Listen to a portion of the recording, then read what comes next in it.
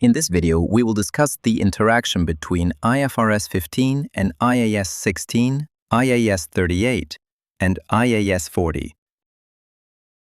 As we know, sales of assets that are outputs of an entity's ordinary activities are recognized as revenue in accordance with IFRS 15.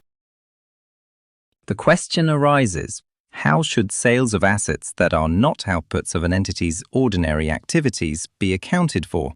For instance, sales of fixed assets are typically accounted for under IAS 16, intangible assets under IAS 38, and investment property under IAS 40.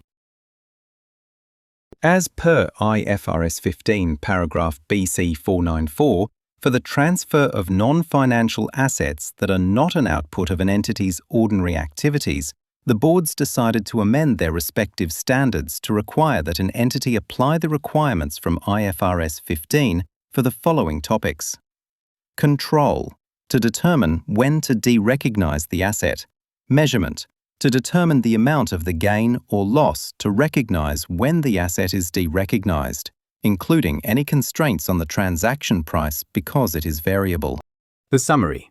When selling non-financial assets under IAS 16, IAS 38, or IAS 40, apply the guidance in IFRS 15 to determine the transfer of control and measure the consideration.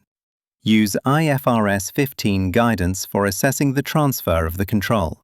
When measure the consideration, the transaction price should include variable consideration, encompassing the financing component, non-cash consideration, and all other considerations outlined in Step 3 of the IFRS 15 model.